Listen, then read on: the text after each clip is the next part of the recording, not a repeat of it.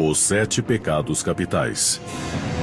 Eles existem em cada um de nós e alguns dizem que são parte de nossas almas.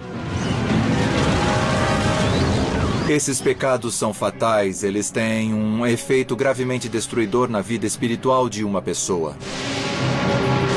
Luxúria, inveja, gula, preguiça, avareza, ira e soberba. De acordo com a teologia cristã, pecar é simplesmente pensar nesses pecados capitais. A Bíblia diz que o resultado do pecado é a morte. Cada um desses pecados tem uma história secreta revelando como eles se tornaram capitais. Os 7 pecados capitais tiveram um enorme impacto na história, na sociedade e em nossas almas. Você não pode transgredir a lei moral de Deus sem que alguém pague um preço terrível por isso.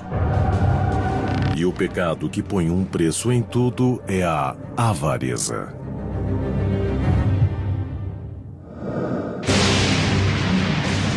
Os 7 pecados capitais são um importante conceito cristão. Contudo, eles não aparecem de fato na Bíblia Sagrada. Eles apareceram primeiro no deserto do Egito, mais de 300 anos depois do Novo Testamento ser escrito. Por volta de 375 d.C., um monge chamado Evagrius Ponticus fez um retiro em um mosteiro cristão. Lá, ele começou a catalogar as tentações da alma humana, criando uma lista das mais perigosas.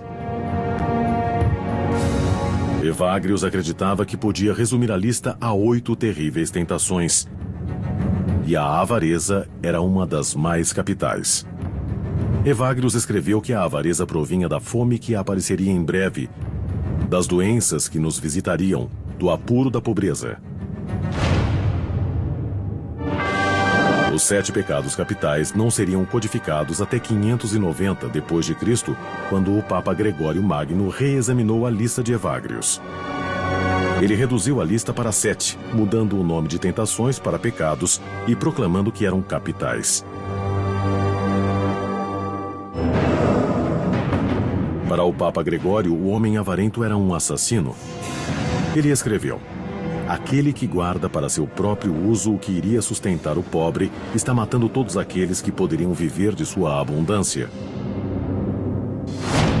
A avareza, o desejo excessivo ou voraz de um indivíduo por riqueza ou posses.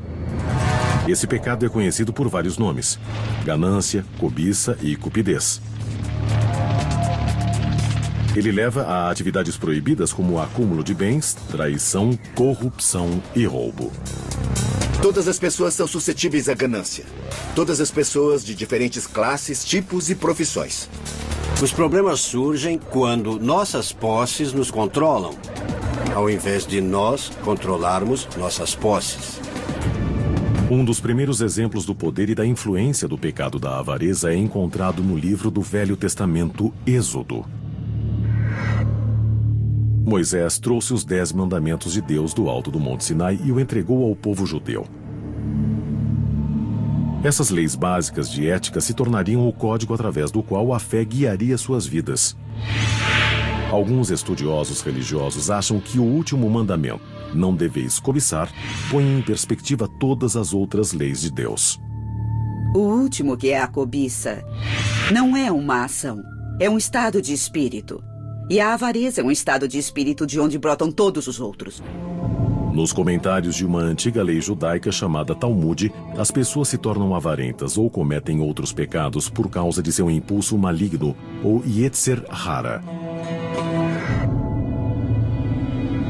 Para rebater esse impulso maligno de ganância e egoísmo, o Talmud tornou uma obrigação tomar conta dos demais. No judaísmo, cada comunidade precisa ter o que chamamos de prato da comunidade, basicamente um fundo de caridade. Então, a ideia desde o começo era de que as pessoas que têm possuem uma obrigação de dar para as pessoas que não têm. O judaísmo não é tão voltado para o pecado individual quanto o cristianismo. O judaísmo se preocupa com o pecado porque ele interrompe uma ordem natural e porque a comunidade do povo de Deus é o que importa. Mas apesar dos decretos de Deus e das leis sagradas, o pecado da avareza prosperou na Terra Santa. Em 586 a.C., os babilônios conquistaram Jerusalém. No livro de Jeremias, o profeta interpreta isso como castigo de Deus para uma nação dominada pela avareza. Eu daria suas esposas a um novo homem e as pastagens a novos donos. Do menor até o maior, todos cobiçavam receber. O Velho Testamento não é o único texto antigo a alertar contra a ganância. Por volta de 516 a.C., os ensinamentos de Buda se espalhavam na Índia. O religioso falava muito sobre a ganância. Para chegar ao estado de Nirvana, Buda revelou as 4 verdades nobres que são conhecidas como a essência dos seus ensinamentos. A segunda delas é que o sofrimento provém do anseio de posses terrenas ou ganância. A crença de Buda no karma também levou-o a acreditar que os gananciosos são castigados tendo de renascer como espíritos famintos. Há um reino chamado de o Mundo dos Fantasmas Famintos. E são seres que não conseguem obter o bastante. E, como resultado, tudo se torna inadequado e nojento. Migalhas. No século III a.C., o taoísmo tinha uma profunda influência na China. O livro central da crença, o Tao Te Ching, atribuído ao filósofo Laozi, denuncia claramente o pecado da ganância.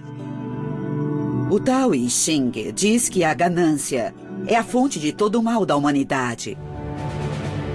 Em 350 a.C., uma civilização mediterrânea contemplava de forma semelhante a natureza da ganância.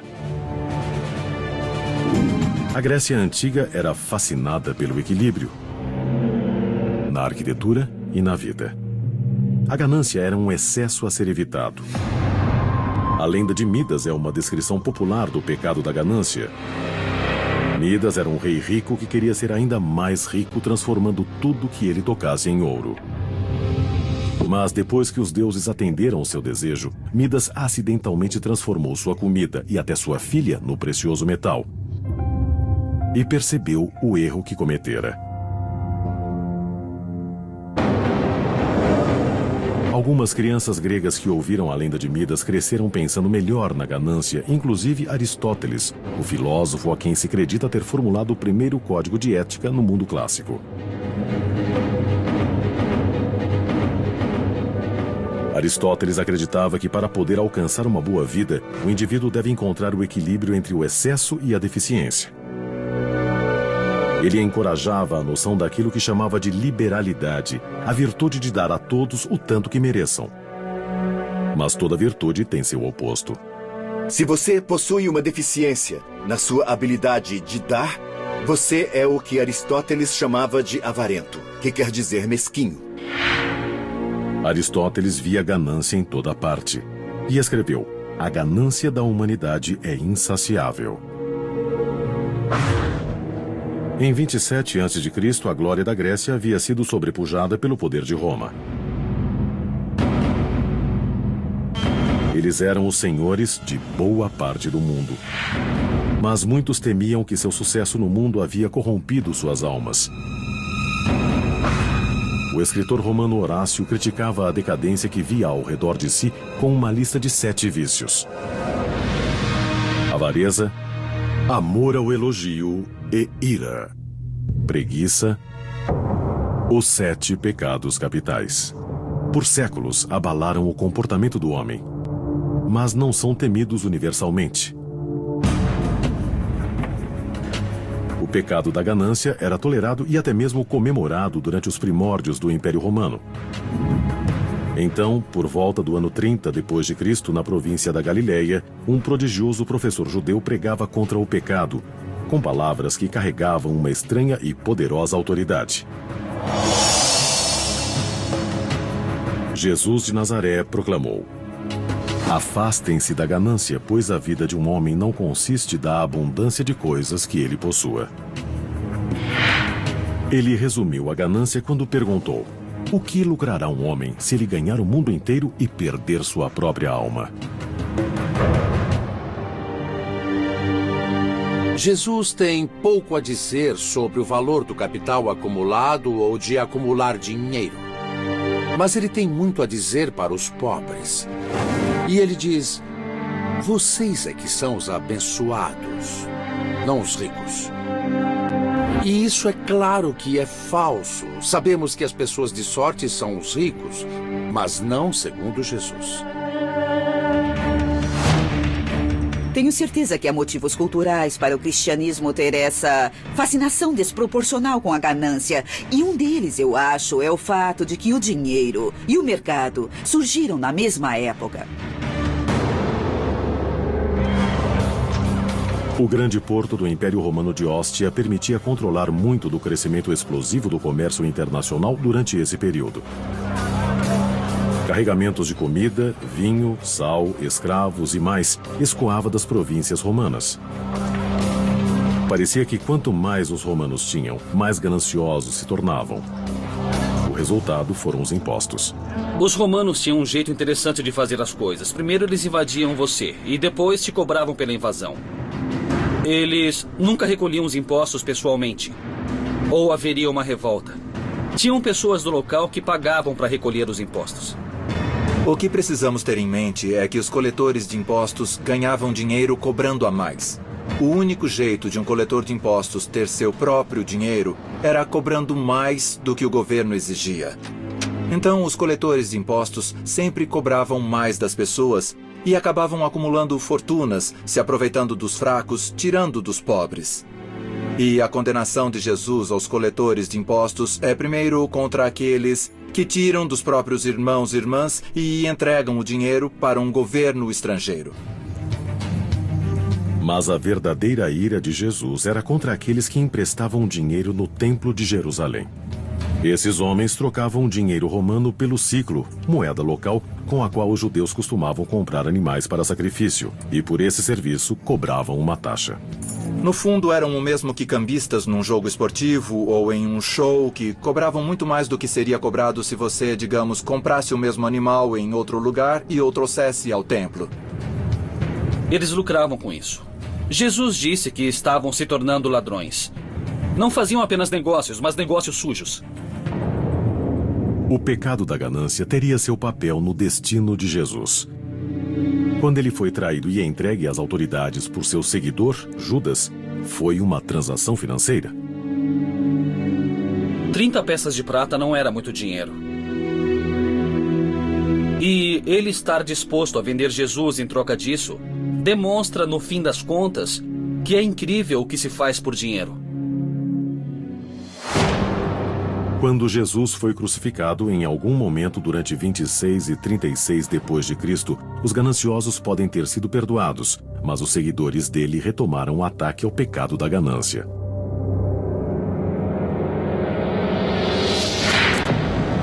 Jesus disse muitas vezes que o dinheiro era a raiz de toda maldade.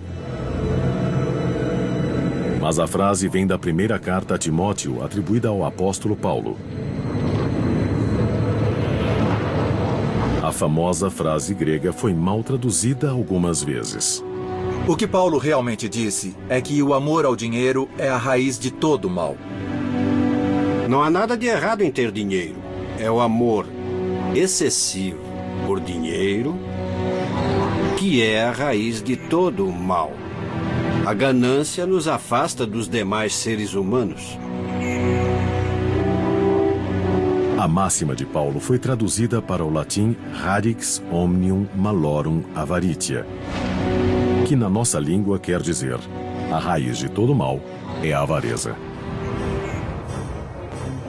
Em algum momento, por volta do final do quarto século, começaram a escrever isso em forma de cruz.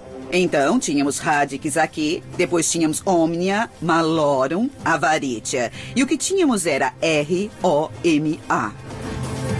E era o jeito deles de fazer uma crítica à política. Víamos isso nos muros como uma pichação. O nome latino para Roma tornou-se uma crítica secreta dos cristãos contra o Império, que acreditavam ter sido corrompido pelo pecado da ganância. Alguns cristãos acharam refúgio da corrupção do mundo romano em mosteiros retirados. Um monge, Evagrius Ponticus, criaria a primeira lista cristã dos pecados capitais. Sua relação dos 8 pensamentos malignos. Evagrius achava que o pecado da ganância era especialmente perigoso, porque mostrava um temor do futuro.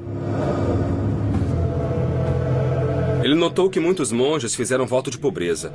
E havia uma tentação para guardar um pouco de dinheiro, porque você precisa de uma reserva para se garantir na velhice. Mas o problema da ganância é esse acúmulo de ter sempre mais. E mais nunca é suficiente. De quanto você precisa quando quer mais. Frequentemente, as posses são uma maneira de nos proteger contra as incertezas. Mas no final, estamos destinados a uma existência que fica além dessa vida. Além de tudo contra o qual tentamos nos proteger. Então existe o perigo de investir energia demais ou poder demais para o dinheiro. A lista de Evagrius de pensamentos malignos ficou pouco conhecida fora do clero. Mas em 400 d.C., um contemporâneo dele, um advogado que se tornou cético chamado Prudêncio, fez uma lista semelhante de pecados e a colocou em um livro épico, The Psychomachia, ou Batalha pela Alma. É uma alegoria do conflito entre o vício e a virtude que acontece em todos nós. The Psychomachia realmente demonstrou por quase 1000 anos o verdadeiro pensamento de Cristo. Prudêncio transformou cada vício e virtude num personagem dramático que consegue falar e sentir. Prudêncio era um gênio. Foi a primeira vez que se personificou o pecado. Isso faz parte do que é significativo aqui. Em The Psychomachia, os vícios e as virtudes lutam até a morte numa batalha épica. A personificação permitiu que pessoas leigas entendessem mais claramente o risco espiritual envolvido.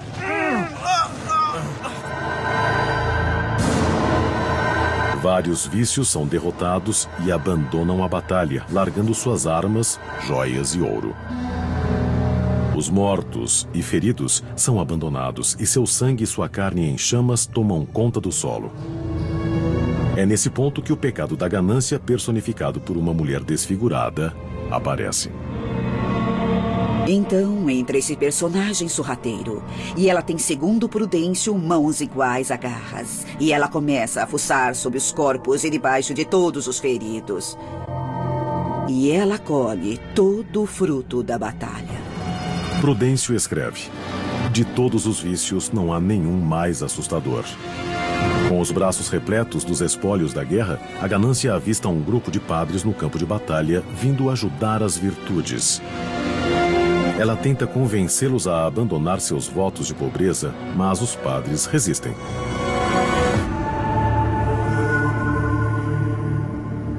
Vendo que não conseguiria vencer a batalha assim, a ganância apela para a dissimulação e transforma sua aparência.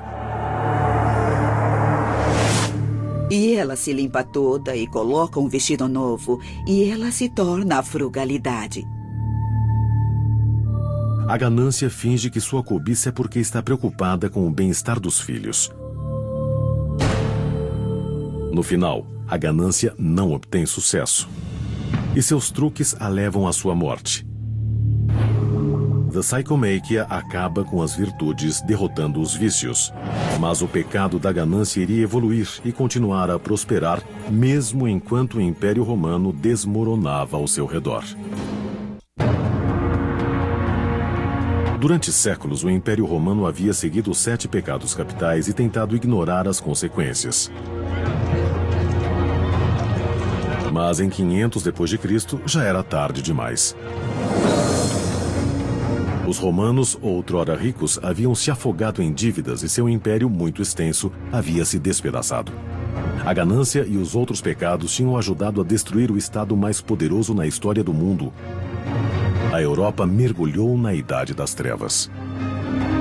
Os aquedutos não funcionavam direito. O sistema de esgoto piorava a cada ano e surgiu uma praga. Era um pouco parecido com o Holocausto australiano dos filmes de Mad Max.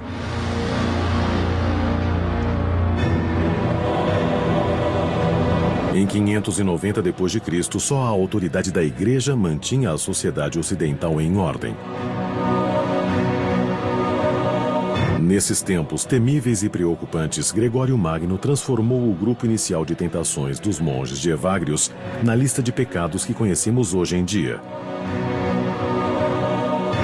luxúria, inveja, gula, preguiça, avareza, ira e orgulho. Os 7 pecados capitais haviam nascido e todos os bons cristãos precisavam conhecê-los e evitá-los. Acho que do ponto de vista da Igreja, você não pode ser ético se não conhecer algum padrão. Para uma pessoa da Igreja, a ética tem de se basear no seu compromisso com Deus. Os dogmas cristãos logo ecoariam numa nova religião daquele tempo, o islamismo. O Alcorão, escrito pelo profeta Maomé no século VII, é o texto central da fé islâmica. O livro diz aos seus seguidores que a jornada para dominar instintos básicos como a ganância é vital para se alcançar a pureza espiritual. Há uma metáfora na tradição islâmica que a pessoa gananciosa é alguém que se submeteu ao fardo de carregar essas coisas. E que a pessoa correta está livre da ganância.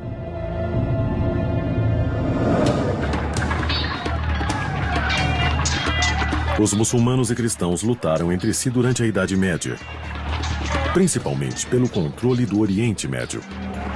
As cruzadas foram promovidas com palavras sagradas, mas a ganância também carregava a cruz. Em tempos em que a riqueza significava possuir terras, conquistar a Terra Santa era uma chance de se tornar rico.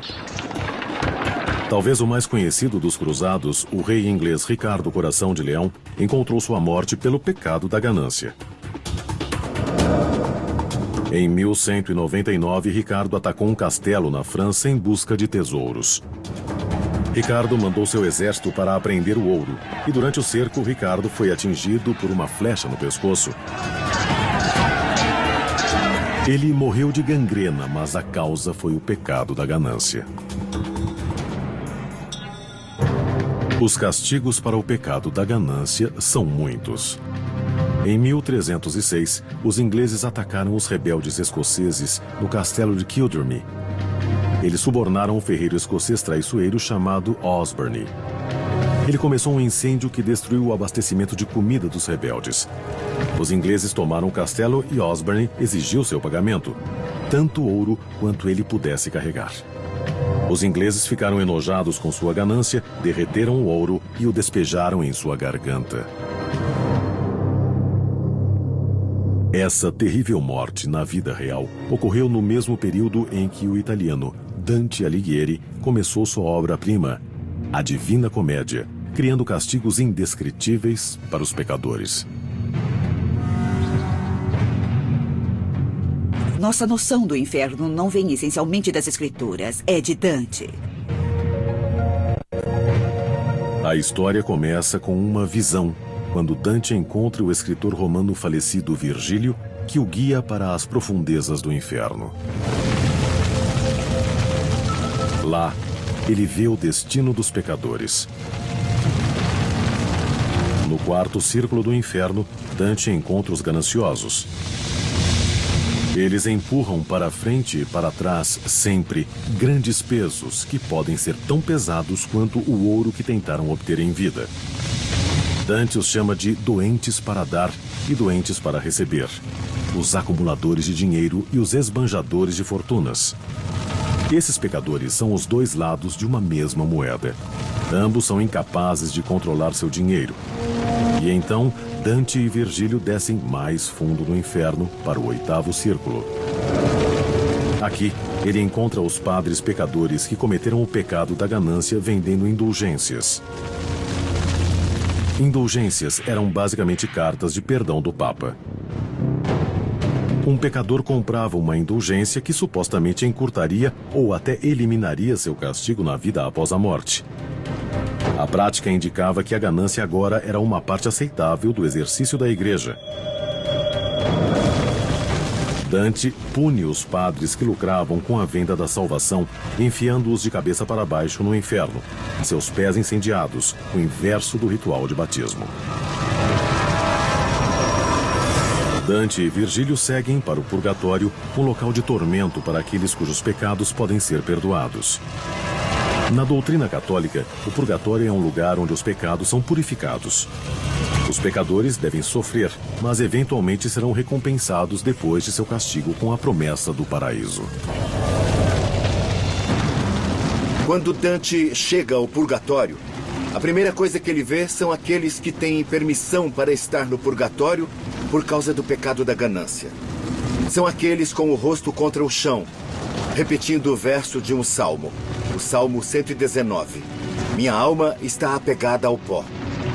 Eles estão com o rosto voltado para a terra. Não podem se virar e olhar para o monte do purgatório, para onde fica o céu, para ver Deus.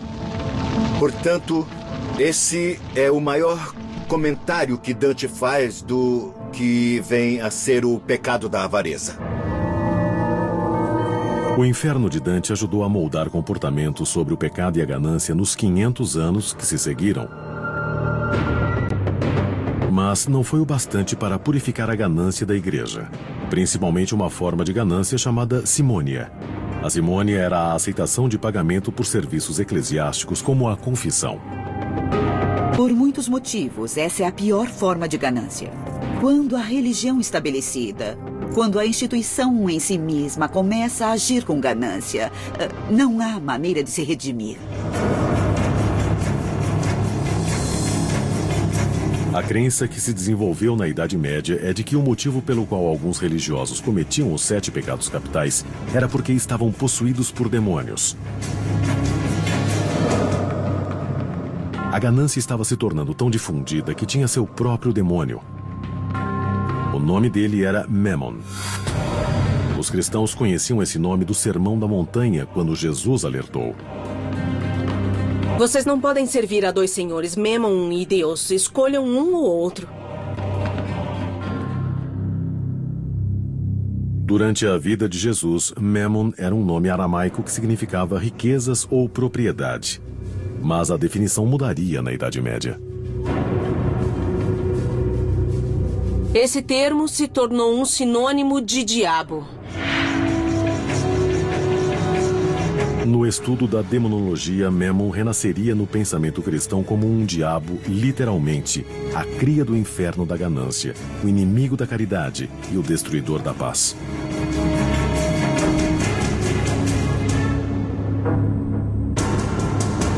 Mas conforme a Idade Média foi dando espaço para a Renascença, parecia que o pecado da ganância estava por toda parte.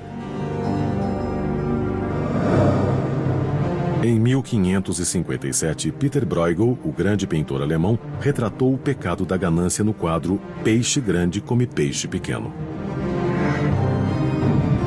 O que temos é uma declaração simples de é claro que é assim que as coisas são. Os peixes pequenos estão lá para serem comidos e os peixes grandes podem comê-los. É assim que o sistema funciona. O capitalismo estava prestes a evoluir e o pecado da ganância nunca mais seria o mesmo. Os 7 pecados capitais foram originariamente catalogados pela Igreja Católica como método para produzir um comportamento mais respeitoso dos devotos. No século XVI, a crença e a ganância andavam de mãos dadas. Os europeus navegavam para o Novo Mundo para espalhar o cristianismo e encontrar ouro. Os protestantes que colonizaram a América do Norte pregavam as virtudes do trabalho árduo e da retidão, enquanto a classe mercante em ascensão acumulava riquezas pessoais. No século XVIII, o mundo estava começando a reexaminar o pecado da ganância e criou o próximo passo em sua evolução. Ele foi chamado de capitalismo. Em 1776, o filósofo escocês chamado Adam Smith publicou um exame do comércio chamado A Riqueza das Nações. O livro iria revolucionar o modo como as pessoas encaravam o dinheiro e a ganância. Os americanos acham que um único fato ocorreu em 1776, que é a Declaração da Independência. Na verdade, aconteceu outro fato muito importante, e na história do mundo, talvez tão significativa quanto a Declaração de Independência, foi a publicação de A Riqueza das Nações, escrita por Adam Smith. Muito bem, este livro foi o primeiro documento a enumerar os princípios da economia e a enumerar o caso em que o capitalismo, a economia, o comportamento em proveito próprio dos indivíduos, o desejo de possuir e até mesmo a ganância podem ser bons. Smith, conhecido como o pai da economia moderna, originariamente escreveu sobre a ganância em seu trabalho de 1759, A Teoria dos Sentimentos Morais. Ele escreveu na época sobre os aparentes benefícios para a sociedade atuar em interesse próprio, concebendo um mundo onde a economia seria guiada por uma mão invisível. A mão invisível é o interesse próprio. A ganância é a motivação do comércio e das transações. Nós trocamos algo que valorizamos menos para obter coisas que valorizamos mais. Adam Smith defendeu a tese de que, através daquilo que ele chamou de mão invisível, com milhões de pessoas funcionando de forma egoísta, desejando coisas que querem através do mercado, que tudo acabaria dando certo. Smith complementou seu trabalho sobre a ganância com A Riqueza das Nações, onde ele escreveu sobre a busca do interesse próprio, dizendo exatamente que os humanos são atraídos pelo egoísmo e pela ganância. O importante sobre a ganância em economia é que a ganância é vista como um dom, que as pessoas têm motivos para consumir mais coisas. E o argumento da economia é que você pode cultivar a ganância em nome do bem social através dos mercados livres e competitivos. Porém, uma vertente repulsiva do sistema de mercado e o pecado da ganância evoluíram ao mesmo tempo: o tráfico de escravos. Já foi estimado que na longa viagem da África até o Novo Mundo, de 10 a 20% de escravos negros e da tripulação branca morriam. Mas esse era o preço de fazer negócios.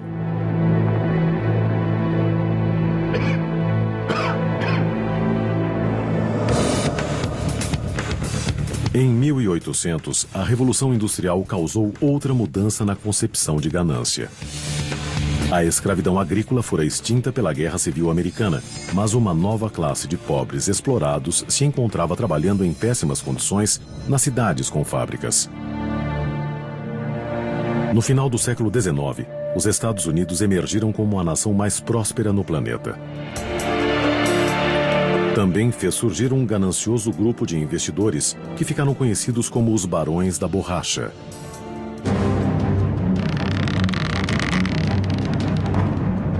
Esse grupo de banqueiros e homens de negócio acumularam fortunas gigantescas com práticas mercantis antiéticas e anticompetitivas. Os Barões da Borracha eram donos das estradas de ferro, donos dos bancos. Eles possuíam tanto na América que nossa liberdade estava sendo restrita e estava em perigo. Um dos mais notórios e inescrupulosos desses homens era Jay Gould. Esse financista nova-iorquino e dono de estrada de ferro sucumbiu ao pecado da ganância em 1869, quando inventou um plano brilhante para manipular o mercado de commodities. Primeiro, Gould incentivou o presidente Ulysses S. Grant a fazer o governo parar de vender ouro. Enquanto isso, Gould comprou secretamente uma grande quantidade de ouro em uma tentativa de encurralar o mercado. O preço do ouro chegou nas alturas, causando impacto no mercado de commodities e, o pior de tudo, o preço do trigo. Gould deduziu que o resultado seria um aumento no preço do trigo, forçando os fazendeiros do oeste a mandar mais para o leste nos trens que pertenciam a ele. Gould controlava tudo: o trigo, os trens e o ouro. Infelizmente para Gould, o presidente Grant percebeu o esquema e instruiu o governo a vender imediatamente $4 milhões em ouro, matando efetivamente os preços inflacionados. O plano de Gould foi por água abaixo. O relacionamento de Gould com o infame e ganancioso político Wall Street permitiu que ele escapasse da prisão. O pecado da ganância não parece ter afetado Gould nessa vida. Quando ele morreu, estimava-se que sua fortuna era de 72 milhões de dólares. Isso é mais que 1,6 bilhão em valores atuais. O capitalismo sempre carregou em si as sementes do excesso. E ele necessita que as pessoas sejam, de certa forma, ambiciosas, egoístas e, sim, gananciosas. Mas a era abastada dos barões da borracha não sobreviveria. O presidente Theodore Roosevelt, junto com a Suprema Corte, impuseram leis de antitruste que atacavam os homens que ele denominava de malfeitores do bem comum. Queremos um sistema capitalista, mas não queremos que fique tão concentrado nas mãos de poucos. E então, por exemplo, nas primeiras décadas do século XX, tivemos uma era progressista. Tivemos leis de antitruste que interromperam as grandes concentrações de fortunas, como as companhias petrolíferas e as estradas de ferro. Em 1911, a Suprema Corte ordenou ao milionário John D. Rockefeller que dividisse sua companhia petrolífera Standard, um monopólio que controlava 70% das refinarias americanas. A Standard se tornou 34 companhias separadas. As ações das novas companhias subiram depressa e, como Rockefeller tinha ações de todas elas, sua fortuna pessoal triplicou. Rockefeller se tornou o homem mais rico do mundo.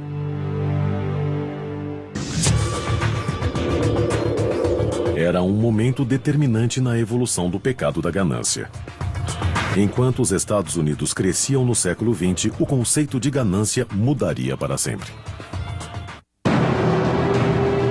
A percepção dos 7 pecados capitais evoluiu através da história. E nenhum pecado mudou tanto quanto a ganância. O século XX se tornaria o século da ganância. Mas seria uma viagem tortuosa. A Bolsa de Valores quebrou em 29 de outubro de 1929, iniciando a Grande Depressão.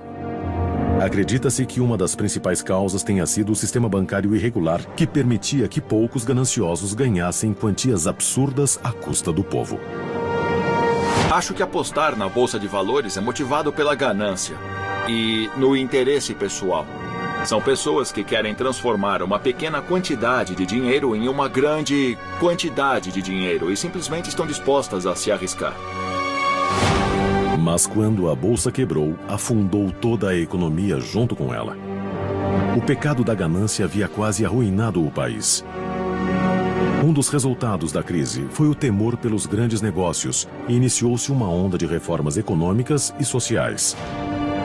A Bolsa de Valores teve suas altas e baixas nos 50 anos subsequentes. Nos anos 80, os americanos já se sentiam confiantes o bastante para acolher o pecado da ganância.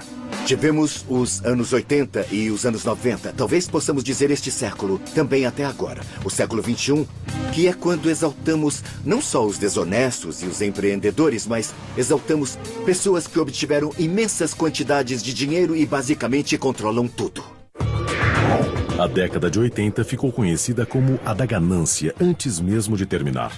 Os Estados Unidos prosperavam, enquanto o governo de Ronald Reagan abaixava impostos, cortava gastos sociais e desburocratizava os negócios. A ganância pode destruir a política. Os ricos, as corporações ricas conseguem benefícios para si mesmas, subsídios, ganhos corporativos, isenção de impostos.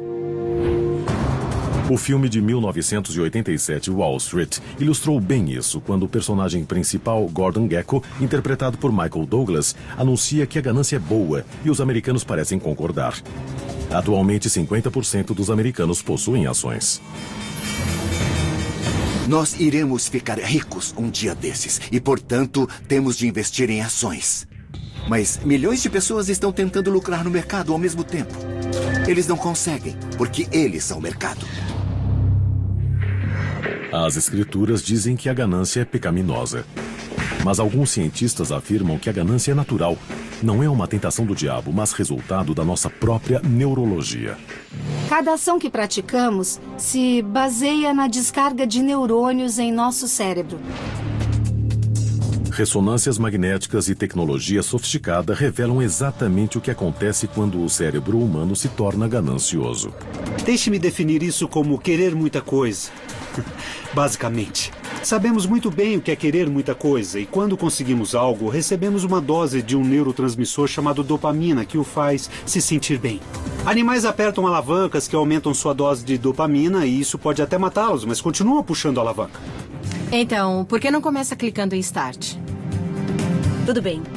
Quanto maior a bexiga, mais dinheiro eu ganho. Exato. Tudo bem.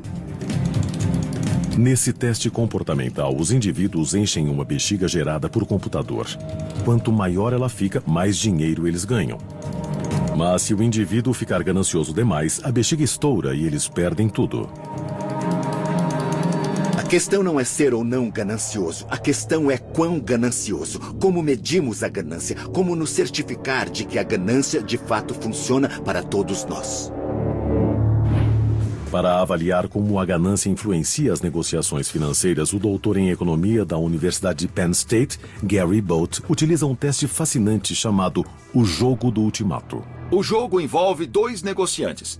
E eles buscam um acordo sobre como dividir $20. O que eu proponho é que você fique com $5 enquanto eu fico com $15 para mim.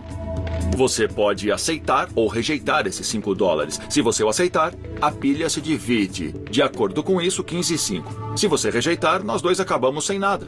É isso. Essas são as regras. Nada de segunda chance. Joguem uma única vez. Quase metade dos que fazem a proposta são tomados pelo pecado da ganância e oferecem o valor mais baixo possível.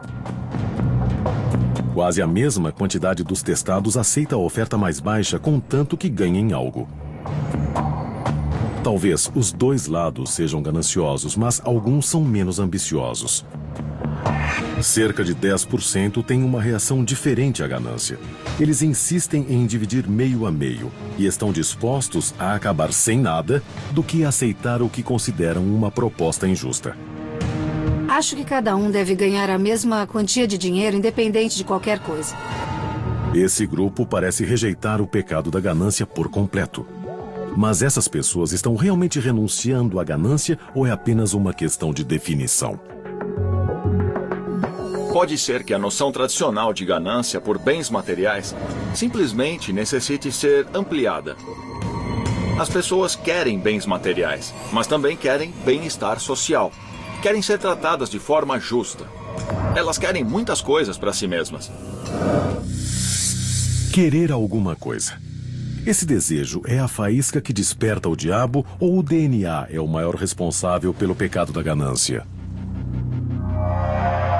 Eu acredito que a ganância seja algo que todo mundo possua. Portanto, faz parte da constituição biológica. Mas se a ciência provar que a ganância faz parte do nosso DNA, isso realmente significa que não temos controle sobre ela? O Papa Gregório e Evagrius diziam que a ganância é maligna. Os barões da borracha e ícones de Hollywood diziam que a ganância é boa. Qual deles está certo? Independente da resposta, uma coisa é certa. Ganância. Nós nunca vamos derrotá-la.